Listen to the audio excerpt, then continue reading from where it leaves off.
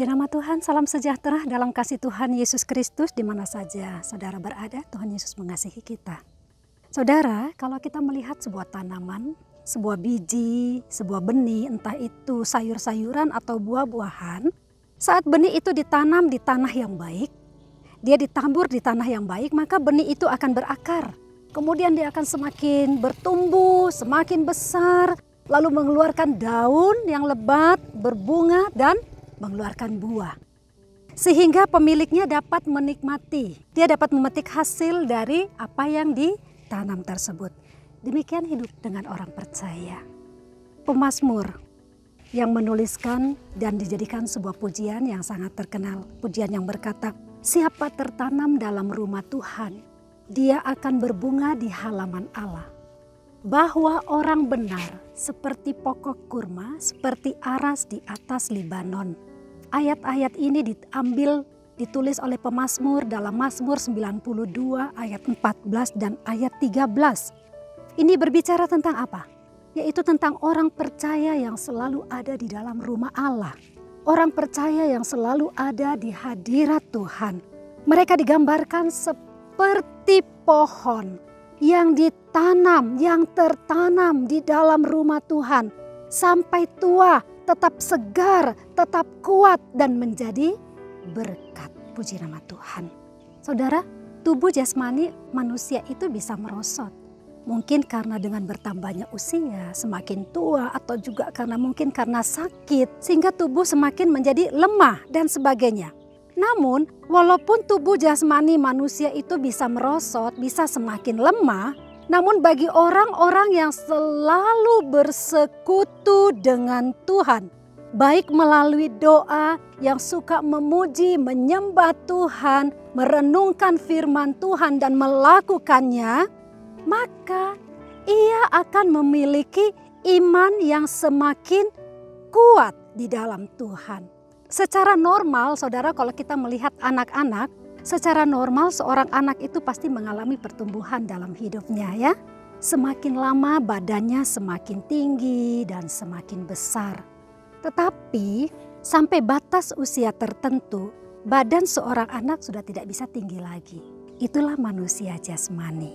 Ada batasnya. Berbeda dengan manusia rohani. Jika seseorang hidup dalam Tuhan, jika seseorang setia melakukan setiap kebenaran firman Tuhan, maka manusia rohani yang ada di dalam tubuhnya, di dalam hidupnya, itu akan terus bertumbuh dan bertambah besar, semakin kuat, dan membuat imannya semakin kuat. Inilah yang disebut sebagai raksasa iman, tidak terbatas. Kalau kita baca di dalam kitab Bilangan pasal 13 dan ke-14, ayat-ayat ini menceritakan bagaimana ketika Musa mengutus 12 orang pengintai untuk melihat tanah Kanaan. Dan ketika ke-12 orang pengintai ini kembali dari pengintaian mereka, mereka memberi kabar. Yang 10 orang memberi kabar sesuai dengan apa yang mata mereka lihat, keadaan yang terjadi, situasi yang ada di sana. Sesuai dengan apa yang mereka lihat. Tetapi berbeda dengan apa yang disampaikan oleh Yosua dan Kaleb. 2 dari antara 12 pengintai itu. Mereka memberi kabar sesuai dengan apa yang iman mereka lihat.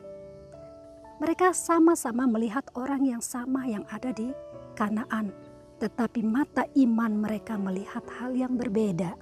Sehingga mereka berkata, saya bisa menggunakan bahasa bebas ya saudara. Mereka berkata kepada Musa, menyampaikan kepada Musa, memang orang-orang yang ada di Kanaan itu besar-besar, perawakannya seperti raksasa.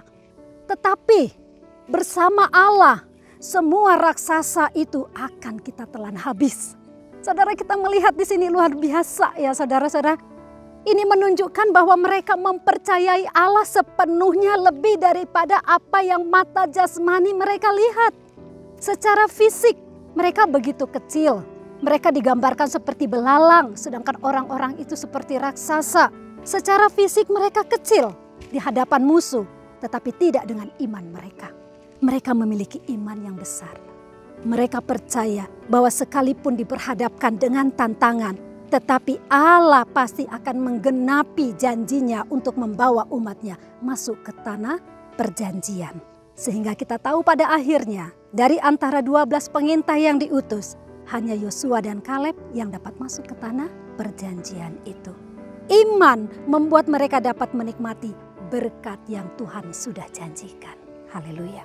Melalui firman-Nya, kita tahu bahwa Allah juga sudah menyediakan semua yang terbaik bagi umatnya, termasuk bagi saudara dan saya. Namun saudara, ada saatnya kita juga harus mengalami pergumulan. Ya, ada saatnya kita mengalami masalah yang kelihatannya begitu besar. Saya mau sampaikan bahwa semakin besar masalah yang dihadapi, engkau harus semakin melekat dengan Tuhan.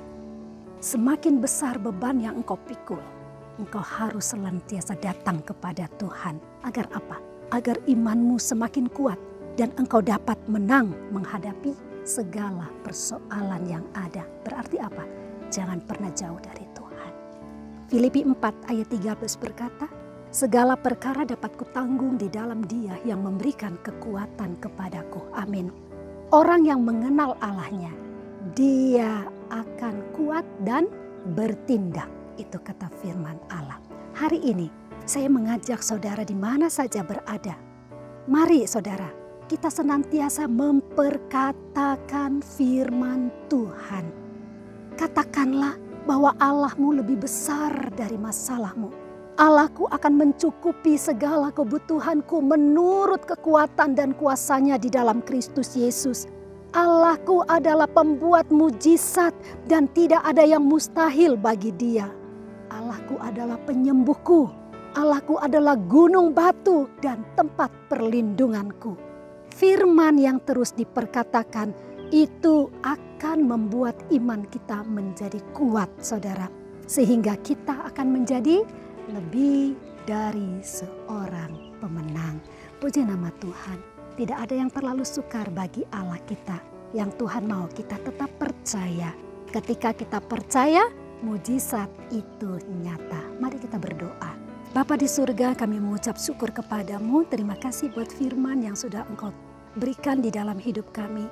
Hari lepas hari Tuhan, bawa kami umat-Mu untuk selalu masuk di dalam persekutuan dengan Engkau. Karena kami tahu dari Tuhanlah datang kekuatan kami. Iman kami terus bertumbuh ketika kami menikmati persekutuan yang dengan Tuhan. Tuhan, kami tahu begitu banyak tantangan, persoalan yang dihadapi dalam hidup ini.